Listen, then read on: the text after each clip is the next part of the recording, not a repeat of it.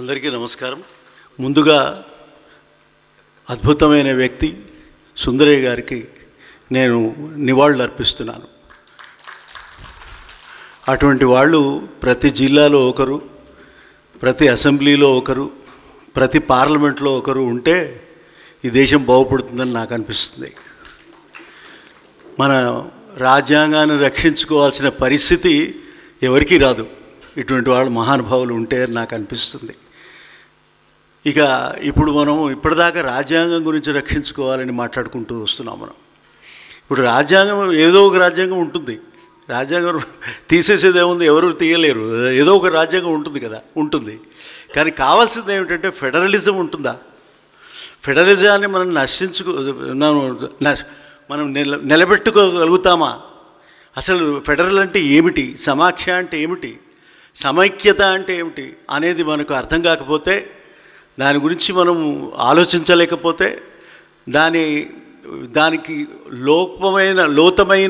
లోపమైన ఆశ విషయాలు ఏమిటో తెలుసుకోకపోతే, మనం రాజ్యాంగం చదివినందు, రాజ్యాంగం చెప్పినట్టు, రాజ్యాంగం తీర్పులు వచ్చినప్పుడు ఏమీ ప్రయోజనం ఉండదు అని నాకు అనిపిస్తుంది. కనుక ఈ ఫెడరల్ క్యారెక్టర్, ఏ విధంగా ఫెడరల్ క్యారెక్టర్ రక్షించుకోవాలి అనేది ఇప్పుడు మన ముందు ఉంది. ఇప్పటికీ రాజ్యాంగం ఉంటుంది. ఎన్ని సవరింపులు చేసినప్పటికీ, సవరణలు చేసినప్పటికీ, సంస్కరణలు అంటున్నాం, సంస్కరణలు చేస్తున్నాం. ఏం సంస్కరణలు? ఏమీ లేదు. సంస్కరణ అంటే ఉన్న రాజ్యాంగాన్ని నీరగించడం తప్ప మనం సాధిస్తున్నది ఏమిటి అనే అనుమానం వచ్చే దశలో నిలబడున్నాం మనం. అక్కడ మనము ఈ ఫెడరల్ సిస్టమ్ని ఏ విధంగా రక్షించుకుందాం? ఫెడరలిజం అంటే ఏమిటి? ఫెడరలిజం అంటే మనకు రాజ్యాంగం ఉంది, దేశం ఉంది, రాష్ట్రాలు ఉన్నాయి, రాష్ట్రాలు కలిసి ఉన్నాయి. రాష్ట్రాలు కలిసి ఉంటేనే ఈ దేశం ఉంటుంది. రాష్ట్రాలు లేకుండా రాష్ట్రపతి ఉన్నా, ఇంకెవరున్నా ఈ దేశం ఉండదని ఇంకా అర్థం కాకపోతే, అదే రాజ్యాంగానికి, ఫెడరల్కి సమస్యగా తయారైంది అనే మాట చెప్పడం కోసం ఈ federalism is in doubt are in danger అనే మాట నేను మీకు ఇంతకుముందు ఏదో ఒక సజెషన్, నేను ఒక పేరు పెట్టాను, ఎదురొస్తున్న సవాళ్ళు అని అనుకుంటున్నాము. కానీ ఇంతకన్నా డేంజరస్ ఏమో అని అనిపించి ఇట్లా రాశాను నేను. అయితే ఇది ఇక మనం ఏం మాట్లాడుకోవాలండి అంటే నిబద్ధత గురించి మాట్లాడుకోవాలి. అందరూ ఉన్నారు, అందరూ ఉంటున్నారు, అన్ని పనులు చేస్తున్నారు. మాకు ఒక పెద్ద మనిషి అన్నారు, అందరూ పెద్ద పెద్ద వాళ్ళు ఉన్నారా, అందరూ బాగా మంచి వాళ్ళే ఉన్నారు, కానీ మంచివాళ్ళు ఎవరు అని అడుగుతున్నాడు ఆయన. మంచివాళ్ళు ఉన్నారా? ఆ మంచివాళ్ళు అంటే ఈయన మంచివాడు. ఇటువంటి మంచివాళ్ళు ఉంటే ఇక మనకేమీ ఢోకా ఉండదు అని అనిపిస్తుంది. ఈ మూడు పుస్తకాలు నేను శ్రీశ్రీ రాసిన శ్రీశ్రీ పబ్లిషర్స్ వాళ్ళు నాకు ఇచ్చారు, నాకు పంపించారు. అది చదివితే అప్పుడు అర్థమైంది, ఓహో ఇంత గొప్ప మహానుభావుడి గురించి మనం మాట్లాడుకుంటున్నాం, ఆయనకి నేను మాట్లాడగలను, ఆయన గురించి మాట్లాడగలనా అనిపిస్తుంది నాకు. అది నిజంగా ఒక గొప్ప అవకాశం నాకు అని కూడా అనుకుంటాను, నేను అదృష్టం అనుకుంటాను. నేను ఇక్కడ నేను ఒక మాట చెప్పదలుచుకున్నాను. నేను ఒక 45 సంవత్సరాల వెనక నేను జర్నలిస్ట్గా ఉండేవాడిని. ఆ జర్నలిస్ట్గా ఉన్నప్పుడు అసెంబ్లీ రిపోర్ట్ చేసేవాడిని. ఆ అసెంబ్లీ రిపోర్ట్ చేసినప్పుడు నేను విన్నది వీరి గురించి విన్నాను. అప్పుడు ఇంత సింపుల్ మ్యాన్, ఇంత గొప్ప ఎమ్మెల్యే, ఇంత గొప్ప నాయకుడు, ఇంత బాగుంది, మనం ఎన్నడూ ఇంతకుముందు వినలేదే, ఇప్పుడు వినగలుగుతున్నాం కదా, ఇంత బాగుంది అని అనుకుంటాను. అంతటి గొప్ప వ్యక్తి ఆయనను నేను ఇవాళ ఆ 40 ఏళ్ల క్రితం వ్యవహారం గురించి జ్ఞాపకం చేసుకుంటున్నాను, వారికి నమస్కారం చేసుకుంటున్నాను. ఇక ఇది ఇప్పుడు మనకు కావాల్సింది ఏమిటంటే, మనం ఎవరు ఉంటాం ఇక్కడ? మనకు ప్రధానమంత్రి ఉంటాడా, ముఖ్యమంత్రి ఉంటాడా, లేకపోతే ఎంపీలు ఉంటారా, ఎమ్మెల్యేలు ఉంటారా, ఎవరు ఉంటారు మన దగ్గర? మన మధ్య ఉండేది ఎవరు? మనం ఉంచవలసిన వారు ఎవరు? మనల్ని పెంచుకోవాల్సిన వారిని ఎవరు? మనల్ని నడిపించేవాళ్ళు ఎవరు అని అంటే ది పీపుల్. చిన్నగా మామూలుగా ది పీపుల్ అంటే అనుకోవచ్చు, కానీ ది పీపుల్ అంటే ఏమిటి, ఎక్కడి పీపుల్, ఏం పీపుల్, ఎవరి పీపుల్? ఇప్పుడు 1947లో ఉన్న జనమా, ఆ తర్వాత వచ్చే జనమా, ఇవాళ పుట్టుతున్న జనాల, రాబోయే తరాల, ఎవరి తరాలు ఈ వీధి పీపుల్ అంటే ఎవరు అని అంటే అందరూ కలిసి గత తెలిసినవారు, నడుస్తున్నవారు, నడిపిస్తున్నవారు, రాబోయేవారు, వాళ్ళందరూ కలిసే the people we the people అవుతాం. అది మనం. ఇప్పుడు ఎందుకు నేను మనం అంటున్నానంటే, ఇప్పుడు ఇంతకుముందు నేను చెప్తాను, ఇది కాళోజీ మాట చెప్తూ నేను మీకు చెప్తాను. ఇక్కడ మనం మళ్ళీ నిర్మించుకోవాల్సినది చెప్పడానికి ఈ బొమ్మ పెడుతున్నాను నేను. మళ్ళీ మనం నిర్మించుకోవాలి రాజ్యాంగాన్ని, మళ్ళీ మన ఫెడరల్ని రక్షించుకోవాలి అనేందుకు ఇది ఇండికేషన్. అది సరే, మన ప్రజలం అంటే ఎవరు ఇస్తున్నారు ఇది? ఈ రచన చేసింది ఎవరు అంటే మనమే రాసుకుంటున్నాం అని చెప్పడానికి. ఎవరికి రాస్తున్నాం అంటే మనమే మన భారతదేశానికి ఇస్తున్నాం. ఇక ఇచ్చింది ఎవరు? మనమే సమర్పిస్తున్నాం. మనం రాసిన ఒక రాజ్యాంగాన్ని మనం సమర్పిస్తున్నాము అని అంటున్నాం. ఈ భాష, ఈ పదాలు ఒకప్పుడు అమెరికన్ కాన్స్టిట్యూషన్లో కనపడింది కొన్ని పదాలు. దాని నుంచి తీసుకొని మరింత డెవలప్ చేసి దాని యొక్క గొప్పతనాన్ని అర్థం చేసుకోవడానికి వీలుగా ఇది ఇంత గొప్పగా మనం రాసుకోవాల్సిన పరిస్థితి, మనకు అవకాశం మనకు వచ్చింది. కానీ మనం కనీసం చదువుకోవాలి కదా, మనం చదువుకోవట్లేదు, వినడం లేదు. కొందరు మన మిత్రులు ఇక్కడ ఉన్నారు, చాలా గొప్ప పుస్తకాలు రాశారు వారు. వాళ్ళందరికీ నేను చాలా సంతోషం, నాకు ఇటువంటి పుస్తకాలు రాస్తూ ఉంటే. ఎన్నైనా రాసినా తక్కువే.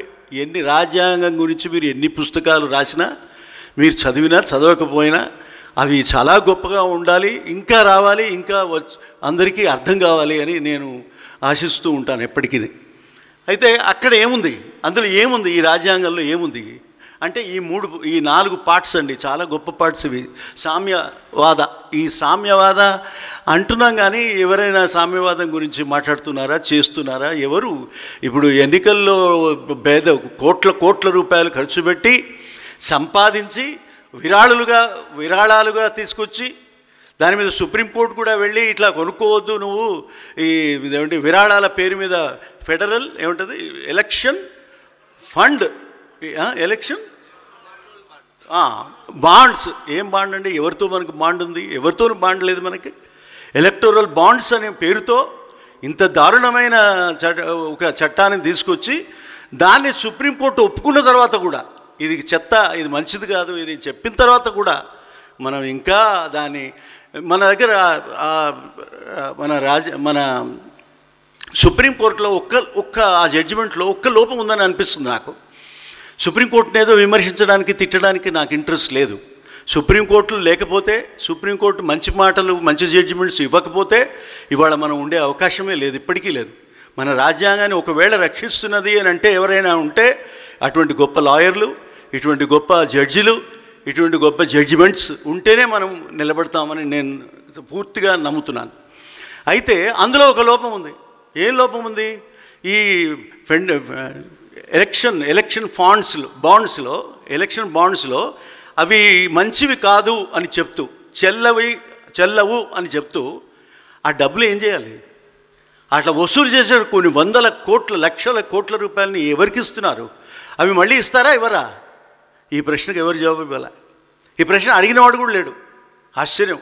దాని మీద గొప్పతనమైన మనం ఎన్నో వ్యాసాలు రాసుకున్నాం, పుస్తకాలు ఇసుకుంటున్నాం, చదువుతున్నాం, కానీ అది ఏమిటి అసలు? ఇది ఇంత గొప్ప తప్పు జరిగిన తర్వాత కూడా ఏమీ చర్య జరగకపోతే మన సుప్రీంకోర్టు ఇచ్చిన ఈ తీర్పు యొక్క విలువ ఏమిటి? మనం ఎట్లా దాన్ని మనం నమ్ముకోవాలి? ఏ విధంగా వినబడాలి, దాన్ని నిలబడాలి మనకి అనే ప్రశ్న అక్కడ మన ముందు ఉంది అని మీరంతా ఆలోచించాలని నేను కోరుతున్నాను. అక్కడ ఈ సామ్యవాదం నుంచి లౌకికము, ప్రజాస్వామ్యము, గణతంత్రము అంటున్నాం మనము. చాలా గొప్పగా అందమైన పదాలు. ఇంత గొప్ప పదాలంటే నాకు అనిపిస్తుంది ఒక్కోసారి భగవద్గీత చదువుతూ ఉంటే, అబ్బా ఎంత అద్భుతమైన లాంగ్వేజ్ ఉంది, సంస్కృతి ఉంది అని అనుకుంటాం. అటువంటి గొప్ప గొప్ప మాటలు నాది భారత గీతం అంటాను నేను. భగవద్గీత సరే, భగవద్గీత ఉంది, నాకు ఇది భారత గీత లాగా అనిపిస్తుంది. చాలా అందంగా ఉంది ఇటువంటి పదాలు. ఇదే ఒక జాతీయ గీతంలాగా ఉంది. ఈ జాతీయ గీతం లాంటి ఈ పీఠిక మనం ఇంకా అర్థం చేసుకోవట్లేదు, ఇంకా అర్థం కావట్లేదు. అందుకే నేను ఆ పీఠిక కోసమే పుస్తకం రాయాలి అని చాలా కష్టపడ్డాను. నాకు శ్రీశ్రీ గారు, శ్రీశ్రీ ప్రింటర్స్ వారు, విశ్వేశ్వరరావు గారు నాకు సహాయం చేశారు. అని మంచి బుక్ తీసుకురావడానికి నేను చాలా ఏడిపించాను. ఇట్లా రాయాలి, ఎట్లా రాయాలి అని. అది క్యాన్సిల్ చేయడం, మళ్ళీ చెప్పడం, ఇవన్నీ చేసేవాడిని. అయినా ఒక మంచి పుస్తకం బయటికి రావడానికి, 2వ ఎడిషన్ కూడా రావడానికి నాకు ఆయన సహాయం చేయడం చాలా గొప్ప విషయం. అందువల్ల ఈ పుస్తకం మన దగ్గర ఉంది, కనపడుతున్నాం. అది ఒకసారి కాదనొచ్చు, కావాలనొచ్చు, వద్దనొచ్చు, ఇంకా రాబోయే రోజుల్లో మరికిరాదు అని అనవచ్చు కూడా ఉండొచ్చు. కానీ ఒక చర్చ మాత్రం జరగాలి. ఆ చర్చకి ఇది అవకాశం. అయితే అటువంటి ఈ 4 లక్షణాలు ఉన్న అద్భుతమైన రాజ్య వ్యవస్థని నిర్మించడానికి మనం పీఠికలో రాసుకుంటున్నాం. పీఠిక అంటే ఏమిటండి? పీఠికలో ఇది ఉందా, అది ఉందా అని మనం ప్రతిదానికి గొడవలు ఉంటాయి, కోర్టులు ఉంటాయి. ఆ కోర్టులో లాయర్లు ఉంటారు. లాయర్లకు పెద్ద పెద్ద డబ్బులు తీసుకునే వీళ్ళు ఉంటారు, లాయర్లు ఉంటారు. వాళ్ళు జడ్జీలు పాపం అంత డబ్బు వాళ్ళకి ఇవ్వరు, జడ్జీలకు ఇవ్వరు. కానీ ఆ జడ్జి మంచి అద్భుతమైన జడ్జిమెంట్ ఇస్తారు, కానీ అమలు చేసేది ఎవరు అనే ఒక పెద్ద సమస్య మన ముందుంది. ఇక్కడ చూడండి, అది అందరికీ సామాజిక, ఆర్థిక, రాజకీయ అనే 3 రకాల న్యాయాల్ని మేము అంతకుముందు చాలా చర్చించాను. ఏమని ఈ పీఠికలో రాయాలంటే న్యాయాన్ని అంటే సరిపోతుందా అంటే నాకు సరిపోదు అనిపించింది.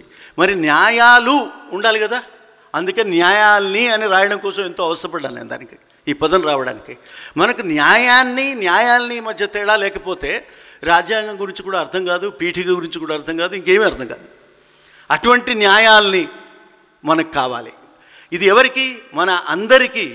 ఏ రకమైన ఆలోచన, రకరకాల స్వేచ్ఛ, 4 రకాల స్వేచ్ఛ అక్కడ మీకు రాసి ఉంది. అక్కడ ఆ స్వేచ్ఛలు ఇవి. ఆలోచన స్వేచ్ఛ అంటే ఆలోచించేది మనసులో ఉంటుంది కదా, పైన ఉండదు కదా, కనపడదు కదా. కనపడని ఆలోచనకు కూడా హక్కు ఉందా లేదా అనే క్వశ్చన్ వస్తుంది.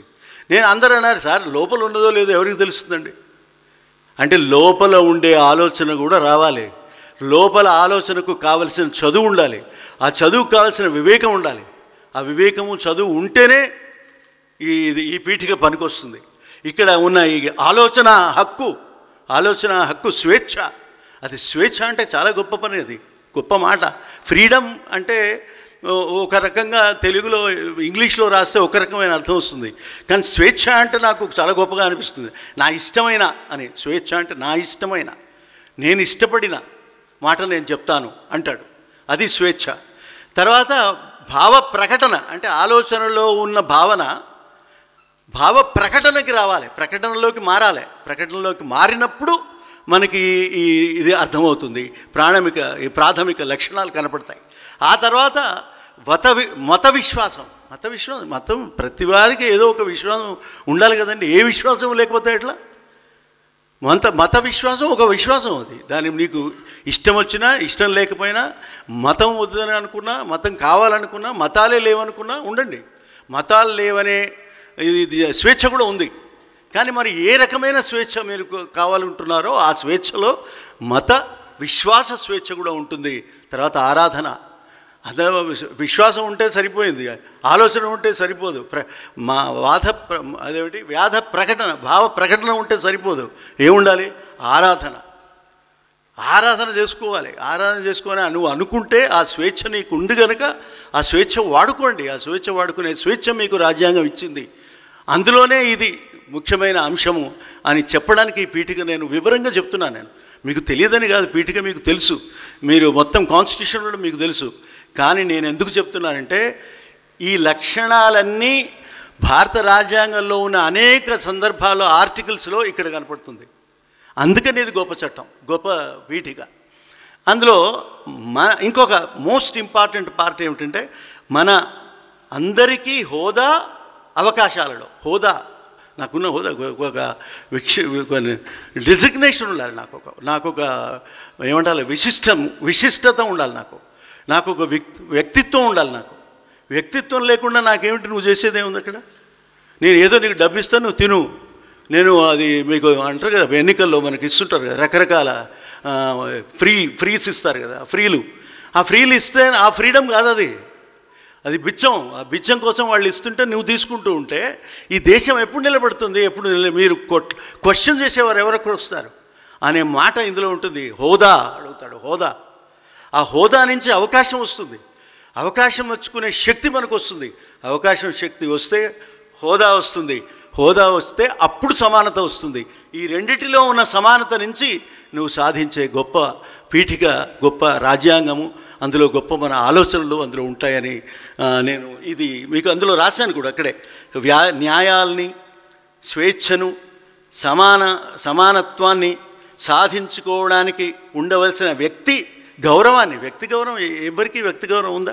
చచ్చిపోతున్న ఇష్టం వచ్చినట్టు చచ్చిపోతుంటే జనాలు పర్వాలేదు, 4-5 జన్మ 26 మంది చనిపోయారా, అని లెక్క. అది కేవలం లెక్క.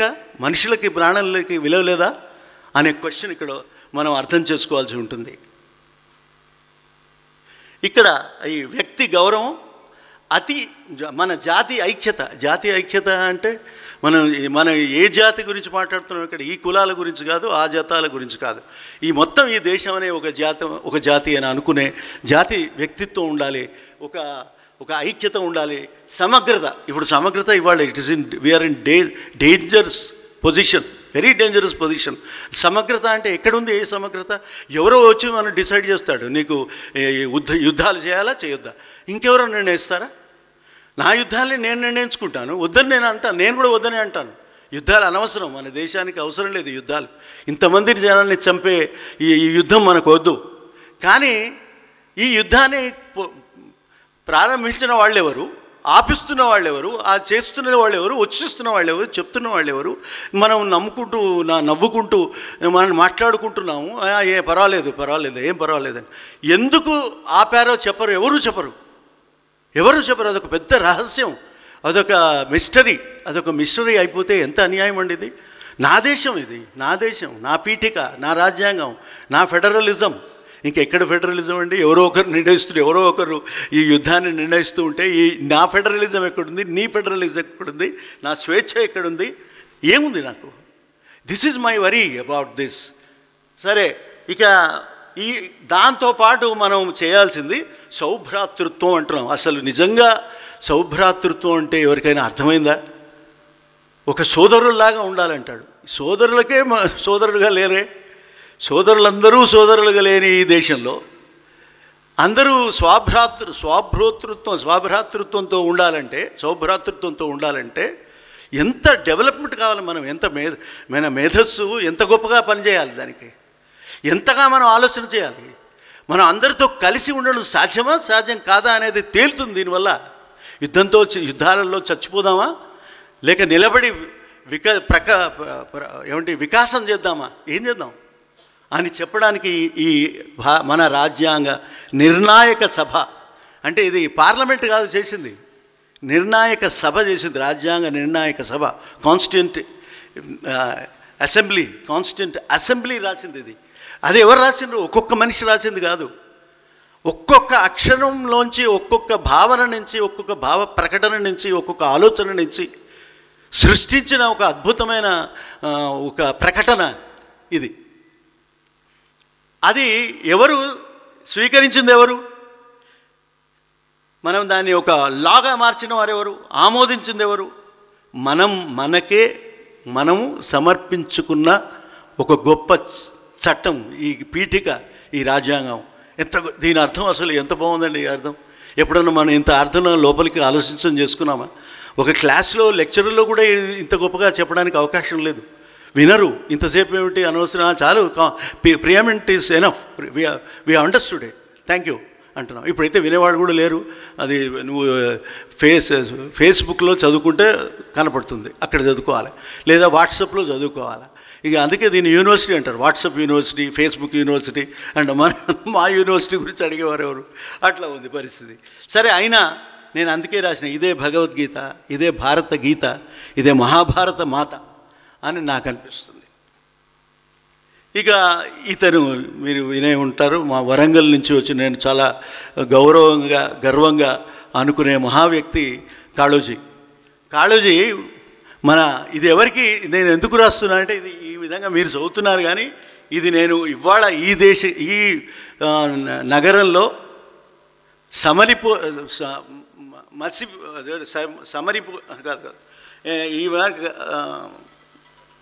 ఉండవలసిన, సమర్పించవలసిన, ఆలోచించవలసిన వ్యక్తి ఎవరంటే సుందరయ్య గారు.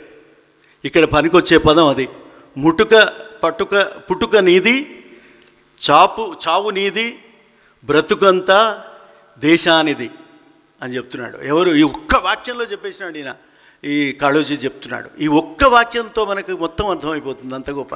నాకు చెప్పిన మాటని, చదువుతున్న మాటను చెప్పుకోవడం కొంచెం చెప్పడం కష్టంగా ఉంది. అంటే నాకు ఇష్టం లేకని కాదు, మాట దొరకదు అన్నమాట. ఈ పదం ఇక్కడ ఉన్నప్పుడు నేను చెప్పలేను. నేను సొంతంగా చెప్పేది చెప్పగలుగుతా. అటువంటి ఒక విచిత్రమైన పరిస్థితి నాకు వచ్చింది. సరే, ఇది చూడాల్సింది. ఇది నేను ముఖ్యంగా ఈ మాట రాయడం కోసం, ఈ 4 మాటలు రాయడం కోసం ఈ మొత్తం పీఠిక నేను చెప్పాల్సి వచ్చింది. అదేమిటి ఆ పీఠిక? నేను ఇంకా నా నుంచి మా దాకా రాలేదు. నా దగ్గరే ఉన్నాం మనం. ఇంకా మా దాకా పోయే అవకాశమే లేదు. ఇంకా మానే రాలేదు. మా నుంచి మనం అనుకున్నప్పుడే కదా మన ప్రగతి అన్నాడు. ఎటువంటి మాట అండి ఇది! ఎంత అద్భుతమైన మాట అండి ఇది! మనకు అర్థమైందా? అర్థం కాలేదా? అర్థం చేసుకుందామా? ప్రయత్నం చేద్దామా? ఇది. ఇక మనకు ఇంతకుముందే నేను మాట్లాడాను లా. ఇప్పుడు జడ్జిమెంట్ వచ్చింది. జడ్జిమెంట్ తర్వాత అమలు కాదు. ఆ అమలు కాని జడ్జిమెంట్ కోసం మళ్ళీ రెఫరెన్స్ ఉంటుంది. ప్రెసిడెంట్ రెఫరెన్స్ ఇస్తాడు. జడ్జిమెంట్ అయింది ఆల్రెడీ, దాని మీద చర్చ చేశారు అందరూ. అయినా నీకు దాని గురించి అర్థం కాదు. ఇప్పుడు నేను మళ్ళీ ఏమనాలి? ఏమిటి? రెఫరెన్స్ కావాలి. రెఫరెన్స్ అంటే ఏమిటి? మేము ఏమని రెఫర్ చేస్తున్నాం? మాకున్న కొన్ని 14 సమస్యలు ఉన్నాయి, 14 ప్రశ్నలు ఉన్నాయి, మీకు పంపిస్తాము. ఆ ప్రశ్నలను మీరు 5 జడ్జీలు ముందు పెట్టి, ఇంత పెద్ద వాళ్ళందరూ ఆలోచన చేస్తారు, ఆర్గ్యూ చేస్తారు. చేసిన తర్వాత జడ్జిమెంట్ ఇస్తారు. ఏమని జడ్జిమెంట్ ఇస్తారండి? 3 నెలల్లో ఈ బిల్లును ఆమోదించాలి. 3 నెలలు టైం ఇస్తాము. ఈ ఒక్క మాట చెప్పడానికి ఇదంతా గొడవ. అచ్చా, చివరికి ఏమవుతుందో తెలిసిన ఒక విచిత్రమైన అంశం. నేను దాని గొప్పతనం ఏమిటో ముందే చెప్పేసి తర్వాత వివరణ చెప్తాను నేను. అదేంటంటే, ఇట్ ఈస్ నాట్ బైండింగ్ అట. ఏది? ఇందులో లాలోనే ఉంది, అది కాన్స్టిట్యూషన్లోనే ఉంది. ఇట్ ఈస్ నాట్ బైండింగ్ అని. When it is not binding, which government will bind it అండి? Which government will say that will go by binding అని? ఇది నిజానికి చెప్పాలంటే సెక్షన్ ఆర్టికల్ 2000 and 2001 కింద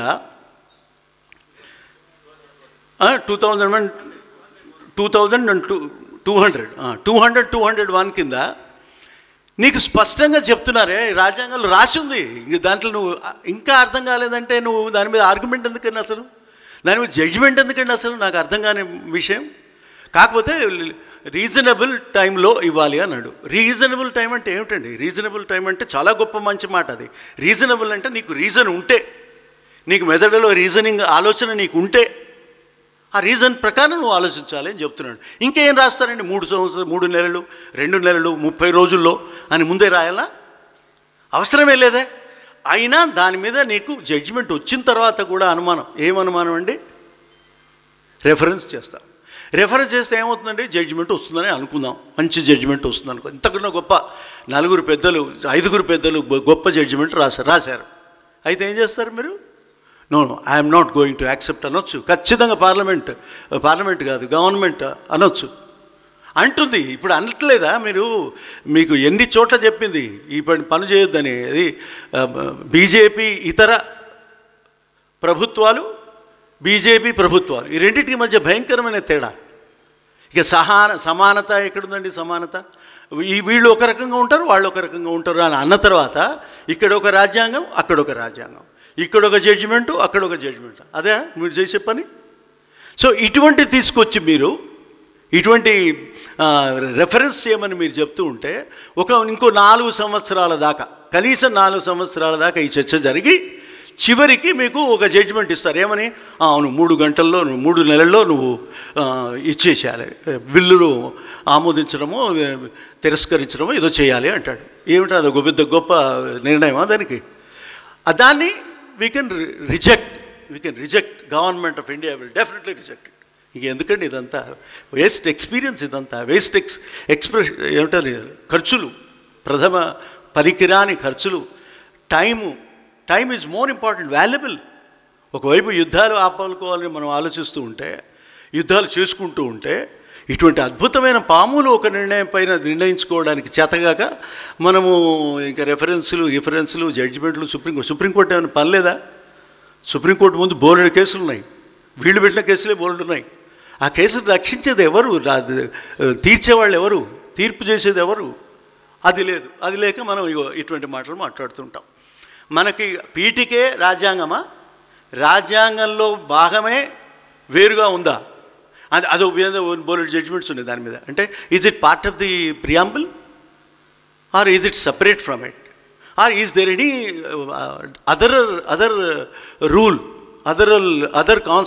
అదర్ ఆర్టికల్ ఏముంది అని వెతుకుతూ ఉంటే where is that we end up, where do we end up అనేది ఒక క్వశ్చన్. అది సరే. అక్కడి నుంచి మనం ఇంకేమనుకుంటున్నాం? అవేమో ఊరికే ఇప్పుడు అడుగడుగున మనం ఉపయోగించే కొన్ని సూత్రాలు, ఈ నియమాళాలు సారీ ఫర్ దట్ కైండ్. సరే, రూల్ ఆఫ్ లా అంటున్నాం. రూల్ ఆఫ్ లాకి ఒక్క నాకు కనిపించిన సమానమైన పదం ధర్మం. ధర్మం అంటే మనకు మామూలుగా ఈ మన సంస్కృతంలోనూ ఇక్కడ మిగతా హిందీ భాషలో ధర్మం అంటేనేమో మతం కిందగా అర్థమవుతుంది. కానీ ధర్మం అంటే అది కాదు. ఇక్కడ ధర్మం అనేది వేరే ధర్మం. ఇది ఏమన్నా విధి అంటారు దాన్ని. విధి అంటే మళ్ళీ డ్యూటీ అంటాం. డ్యూటీ అంటే మళ్ళీ దానికి ఒక వివరమైన అర్థం ఉంది దాంట్లో. అది డ్యూటీ. ఆ డ్యూటీయే ధర్మం. ఆ ధర్మమే రూల్ ఆఫ్ లా. అది తెలియాలి. కానీ లా is different from justice is different. Justice అంటే ఏంటండి? మనకి న్యాయవాదులు ఉన్నారు, ఫైన్. న్యాయం ఉందా? న్యాయం ఉందని ఎవరంటారు? నువ్వు డెసిషన్ చేసిన తర్వాత ఒక జడ్జిమెంట్ ఇస్తే దాన్ని మేము న్యాయం అంటాం. దాన్ని ఏమంటారు? దాన్ని జస్టిస్ అంటారా? జస్టిస్కి ఈ జస్టిస్కి తేడా లేదు మనకి. జస్టిస్ అంటే జడ్జి గారు ఉండే జస్టిసు, ఈ జస్టిస్కి తేడా లేకుండా సరిపోయింది. ఇటువంటి జస్టిస్ మనకు కావాల్సిన అవసరమా? మనకు ధర్మం మనకు రావాల్సిన అవసరం లేదా? ఆ ధర్మం గురించి ఆలోచించుకోవాల్సిన అవసరం ఉందా లేదా? న్యాయవాదం అంటాం. ఏ న్యాయం? ఎప్పటి న్యాయం? ఎటువంటి న్యాయం? ఇప్పుడు సుప్రీంకోర్టులో వచ్చిన న్యాయం, తమిళనాడులో వచ్చిన న్యాయం, మధ్యలో హైకోర్టు ఇచ్చిన న్యాయం, చివరికి ప్రెసిడెంట్ గారు ఇచ్చే న్యాయం, ప్రెసిడెంట్ గారు ఇచ్చబోయే జడ్జిమెంట్లో ఉండే న్యాయం, రాబోయే న్యాయం, అమలు కాని న్యాయం. ఇన్ని రకాల న్యాయాల గురించి ఎవరు లెక్కేసుకుంటారండి? ఎవరు ఆలోచిస్తారండి? అటువంటి న్యాయం మనకు కావాల్సిందా? మారని ధర్మం మనకు ఉండాలి. ఆ ధర్మం గురించి ఆలోచించాలి. So law is different, rule of law is different and ordinary rules are different. మనకు ఇంకో అర్థం ఏముందంటే, మనకు రూల్ అంటే పరిపాలన అంటే ఇప్పుడు ప్రభుత్వాలు ఎట్లున్నాయో నేను చెప్పాల్సిన అవసరం లేదు. ఇది పరిపాలన. వాట్ ఈజ్ రూల్ ఆఫ్ లా అనేది తెలియని రూల్. ఇది రూలింగ్. ఇది సరే, ఎప్పటికంటే అప్పుడు కావాలనుకునే అనేటువంటి రూల్స్ మనకు ఉండవు. అవి పోతూ ఉంటాయి. ఇక్కడ ఒక్క మాట చెప్తాను. ఇక్కడ అన్నిటికీ వేరు, అది వేరు, రూట్ అని చెప్పడానికి రాశా కింద. సరే, ఇక ఇది మనకు లాలో ఉండే భయంకరమైన పరిస్థితి. ఇది మీకు ఫ్యాక్ట్స్ ఉంటే ఫ్యాక్ట్సే ఆర్గ్యూ చేయి, లేకపోతే ఫ్యాక్ట్స్ లేవనుకో లా మీద ఆర్గ్యూ చేయి. లా ఉంది అంటే ఫ్యాక్ట్స్ మీద ఆర్గ్యూ చేయి. పోనీ ఈ రెండు లేవనుకో ఉత్తగా ఆర్గ్యూ చేసి చాలు, ఏదో ఆర్గ్యుమెంట్ ఇచ్చేసి సరిపోతుంది అట. దానికి నేను యాడ్ చేసిన పాయింట్స్ ఇవి. మరి రెండు ఉంటే ఫ్యాక్ట్స్ ఉన్నాయి, లాస్ ఉన్నాయి, అప్పుడు ఏం చేస్తావు? జస్టిస్ ఎవరి మీద ఆధారపడి ఉంటుంది అంటే జడ్జి గారి పేరు మీద ఉంటుంది. అది జస్టిస్. ఎవరి పేరు మీద ఉంటుంది? డిలే మీద ఆధారపడి ఉంటుంది. అంటే నాకు ఖచ్చితంగా నేను గెలుస్తాను అనే ఒక కేసు నా దగ్గర ఉంది అనుకోండి. ఆ కేసు నీకు ఎప్పటికీ అమలు కాకుండా, కనీసం విచారణకు రాకుండా మేము ఆపుతూ ఉంటాం. 12 ఏళ్ళు అయినాక, 15 ఏళ్ళు అయిన తర్వాత ఇంకో 2-3 టర్ములు అయిపోతాయి. ప్రభుత్వాలు మారిపోతాయి, ఎమ్మెల్యేలు మారిపోతారు, ఎంపీలు మారిపోతారు, ప్రభుత్వాలు మారిపోతాయి. ఆ తర్వాత నువ్వు ఇచ్చే జడ్జిమెంటు ఏం జడ్జిమెంటు, ఏమిటికి ఉపయోగపడేది అది? ఇది క్వశ్చన్ అక్కడ. మేమంతా మాట్లాడుతున్నాం లా స్కూల్స్లో అన్నీ చెప్తున్నాను, నేను చెప్తున్నాను. నాకే తెలుసు ఈ రూల్స్ అన్నీ 200, 201 నాకు తెలుసు. కానీ నా ఎదురుగా ఎవరు చెప్తున్నారు? జడ్జెస్ ఇవే మాటలు చెప్తున్నారు. నేను రోజు లాయర్లకి మా స్టూడెంట్స్కి చెప్పేదే, జడ్జిమెంట్లో కూడా అదే చెప్తున్నారు. ఆ చెప్పినాక సెక్రటరీ కూడా ప్రెసిడెంట్ కూడా ఏమడుగుతున్నట్టు ఇదే అడుగుతున్నాడు. అంటే మనం ఏం చేస్తున్నట్టు, ఈ రాజ్యాంగం ఏం చదువుతున్నట్టు, ఏం అమలు చేస్తున్నట్టు, ఎట్లా వాడుకుంటున్నాం మనం దీన్ని? ఇది రూల్ ఆఫ్ లా లేకపోవడం. రూల్ ఆఫ్ లా అనడము, రూల్ అనడము, రూలింగ్ అనడము, అది అర్థం. సరే, it is based on the capacity of a client. అంటే నాకు ఎంత డబ్బు ఉందో దాన్ని బట్టి నన్ను విడుదల చేస్తారు. నాకు బెయిల్ ఇవ్వరు. నాకు మామూలు మనిషికి బెయిల్ ఇవ్వరు. పెద్దవాడైతే వాడు ఒక ఎంపీఓ, మినిస్టరో, లేకపోతే ఫార్మర్ మినిస్టరో, ఇప్పుడు ప్రజెంట్ మినిస్టరో, రాబోయే మినిస్టరో, చీఫ్ మినిస్టరో అయితే అతనికి బెయిల్ దొరుకుతుంది. ఎక్కడ సుప్రీంకోర్టులో దొరుకుతుంది. అంటే చివరికి బెయిల్స్ చేయడానికే సుప్రీంకోర్టు, ఇంకో పనే లేదు అక్కడ. Bail has to be decided by the supreme court in Delhi అనేదాకా నువ్వు 22 నెలలు, 3 నెలలు, 4 నెలలు, చివరికి మన ఇప్పటి పెద్ద పెద్ద నాయకులు కూడా జైల్లో ఉన్నారు. ఆ జైల్లో ఎందుకు ఉన్నారో తెలియదు, ఏ కేసులో ఉన్నారో తెలియదు, ఆ కేసు ఎప్పుడవుతుందో తెలియదు. ఇది రూల్ ఆఫ్ లానా? ఇది ఈజ్ దిస్ ది జస్టిస్?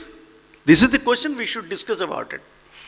సరే, ఇక ఐ కాంట్ అఫోర్డ్, నాకు నిజంగా డబ్బులు లేవు, అప్పుడేం చేయాలి? నా కేసు కొన్ని వందల మంది, ఎంతమంది తెలిసినా కొన్ని కోట్ల మంది జైళ్ళలో ఉన్నారు, కొన్ని వందల మంది, వేల మంది జైళ్ళలో ఉన్నారు. ఎట్లా? ఎందుకు? రూల్ ఆఫ్ లా కాదు. ఈ ఎయిడ్ ఏమంటే దాన్ని లీగల్ ఎయిడ్ లేదు అక్కడ. ఊరికి అంటున్నాం లీగల్ ఎయిడ్ అని, మాట్లాడుతున్నాం. లీగల్ ఎయిడ్ లేదు అక్కడ, ఏ ఎయిడ్ లేదు అక్కడ.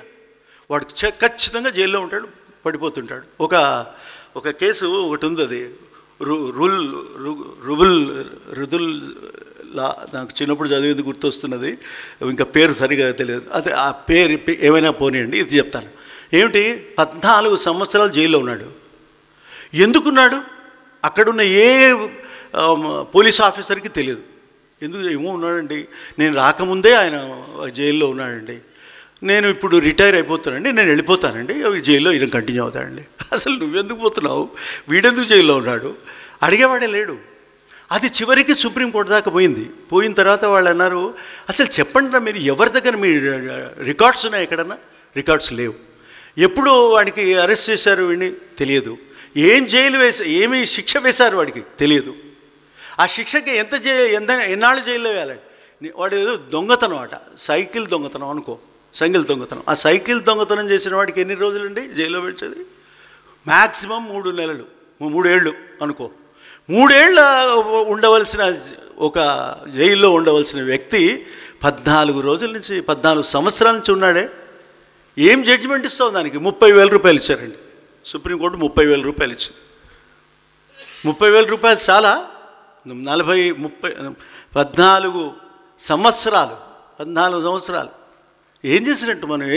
ఏం జస్టిస్ ఇది? What kind of justice it is this are the questions, real questions.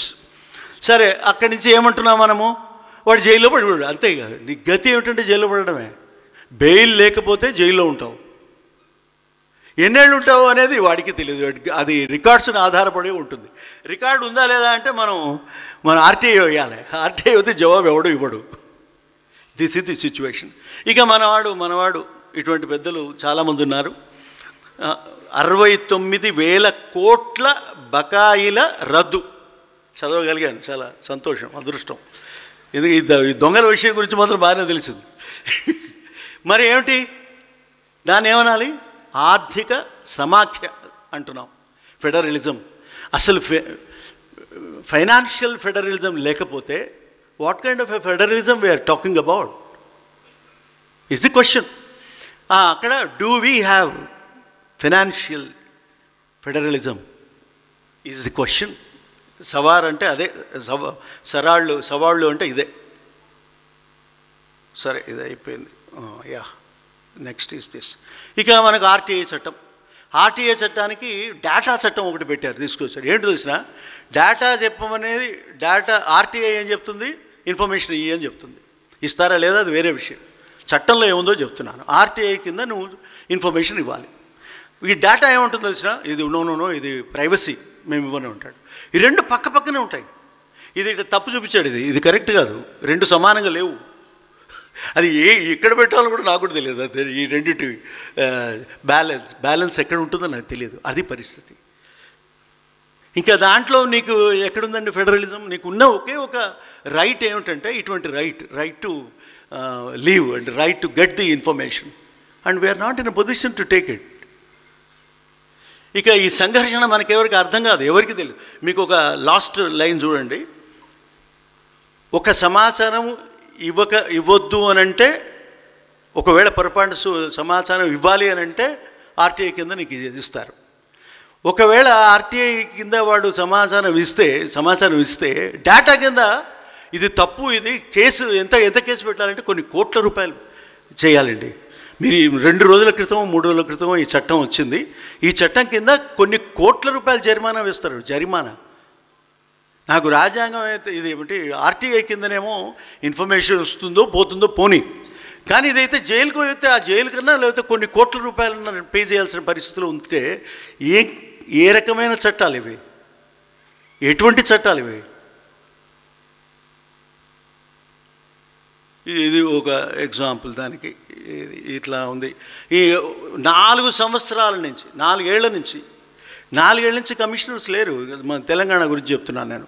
మిగతా రాష్ట్రాల్లో కనీసం కొందరు జడ్జీలు, కొందరు కమిషనర్స్ అంతా ఉన్నారు. ఇక్కడ ఏ కమిషనర్ లేడు 2 సంవత్సరాల నుంచి. ఇక ఎస్టేట్, మనం అందరూ 4 ఎస్టేట్ 6th ఎస్టేట్ అనేవన్నీ మాట్లాడుతుంటాం కదా. First estate, second estate, third estate. నాకు తెలిసి 4వ ఎస్టేట్, 4th ఎస్టేట్ అంటున్నాం మనం. 4th ఎస్టేట్ అంటే నేను చెప్పాల్సిన పని ఏముందండి, మీకు తెలుసు కదా. ఎక్కడ ఏమి రిపోర్ట్ చేయాలో తెలియదు, ఏమి రాయాలో తెలియదు. నేను అక్కడి నుంచే వచ్చాను. నేను ఆ 4th ఎస్టేట్ నుంచే బయటకు వచ్చాను. ఒక జర్నలిస్ట్గా, ఒక రిపోర్టర్గా, ఒక రైటర్గా వచ్చినాను. ఇవాళ ఏంటి పరిస్థితి ఏమిటి? ఎవరు ఏది అడగరు, ఎవరు ఏది తీసుకోరు.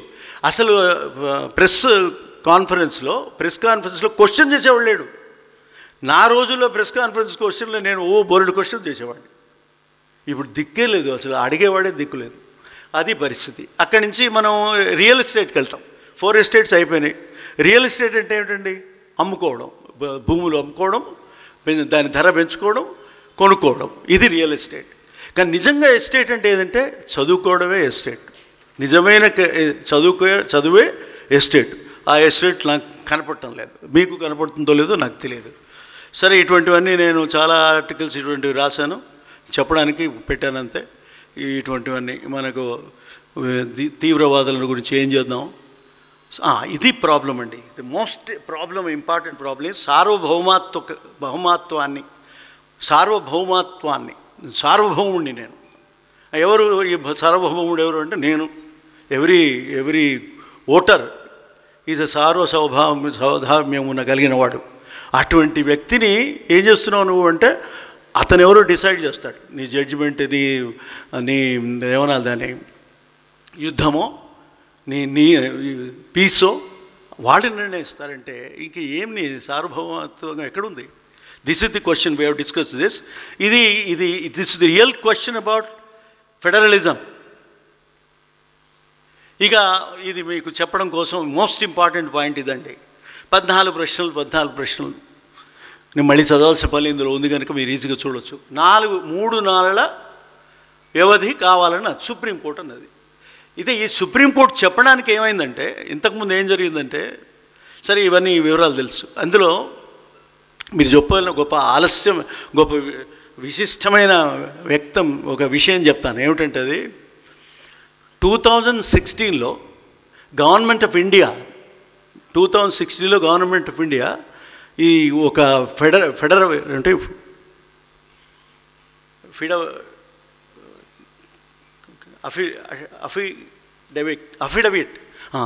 అఫిడవిట్. ఈ అఫిడవిట్లో ఏం రాశారు తెలిసిన, గవర్నమెంట్ ఆఫ్ ఇండియా ఏం రాసిందంటే, 3 నెలలకి ఇది టైం ఇస్తే చాలు, 3 నెలలు టైం ఇవ్వండి అని గవర్నమెంట్ ఆఫ్ ఇండియా అడుగుతున్నది. అది అఫిడవిట్ అంటే ఏమిటండి? అఫిడవిట్ అంటే ఏమిటండి? ఓత్ ద్వారా అంటే ఒట్టు చెప్పి ఏమండి అట్లా చేసి నేను చెప్పాల్సింది ఏంటంటే నేను 3 నెలల్లో నేను ఆన్సర్ చేస్తానండి, ఈ బిల్లుల గురించి చేస్తాను అన్నారు. ఓ ఫైన్. ఇది చదివాడు ఆయన. ఎవరు చదివారు ఈ మాట? ఆ జడ్జీలు, 2 జడ్జీలు చదివారు. 2 జడ్జీలు అదిగి ఏమన్నారంటే, ఈ తమిళనాడు కేసు ఇంకా మిగతా బోర్డు కేసులలో మరీ ఇన్ని రోజులు మీరు ఏ పని చేయకుండా, ఏ నిర్ణయము తీసుకోకుండా అక్కడ పారేయడం ఏం లాభం అండి, ఇది ఇట్ ఇస్ నాట్ కరెక్ట్ అంటుంది. అని సరే కనీసం అది ప్రెసిడెంట్కి కూడా వెళ్తుంది ఇటువంటి ప్రాబ్లం. ప్రెసిడెంట్కి మరి డెసిషన్ ఇవ్వాలి కదా అంటే, లేదండి దాని గురించే ఇక్కడ రాసాం, గవర్నర్స్కి ప్రెసిడెంట్కి 3 నెలలలోగా ఈ ఏదో ఒక నిర్ణయం చేయాలి అని అందులో ఉంది. అందులో ఉన్నదే విషయాన్ని ఆ జడ్జీలు చెప్పారు. ఆ జడ్జీలు చెప్పిన విషయం మీద 14 ప్రశ్నలు. ఆ 14 ప్రశ్నలు ఎవరు అడుగుతున్నారు? మళ్ళీ గవర్నమెంట్ ఆఫ్ ఇండియా అడుగుతుంది. మనుషుల పేర్లు చెప్పదలుచుకోలే నేను, నాకు అనవసరం కూడా. ఆ గవర్నమెంట్ ఆఫ్ ఇండియా ఏముంటుంది? ప్రెసిడెంట్ గారు చేయాలి. ప్రెసిడెంట్ అంటే ఎవరు? నువ్వు రాసి పెట్టిన కాగితాల మీద సంతకం చేస్తున్నాడు ఆయన. పాపం అంతకన్నా ఏం చేస్తుంది మేడం? చేసిన తర్వాత మళ్ళీ సుప్రీంకోర్టుకి వెళ్తుంది. ఇంతకుముందే చెప్పాను నేను, మళ్ళీ 4 సంవత్సరాలు, ఆ తర్వాత జడ్జిమెంట్ మళ్ళీ ఈయన ఇట్ ఈస్ నాట్ అంటే అతని మీద ఇదేమీ లేదు, ఆమోదించాల్సిన అవసరం లేదు. ఇటువంటి చట్టాలు చేసుకొని రాజ్యాంగాలు రాసుకుంటే, ఇటువంటి రాజ్యాంగాలు కూడా అమలు చేయలేని పరిస్థితిలో మనం ఉంటే మనకి ఏ రాజ్యాంగం గురించి మాట్లాడదాం, ఏ ఫెడరలిజం గురించి మాట్లాడదాం, ఇక్కడున్న రాష్ట్రాల గురించి ఏం మాట్లాడదామో, అక్కడ ఉన్న కేంద్రంలో ఉన్న ప్రభుత్వం గురించి మాట్లాడాలా? ఇది ఇన్ని రోజులు ఇవి ఇట్లా పెండింగ్లో ఉండాలి. This is the question.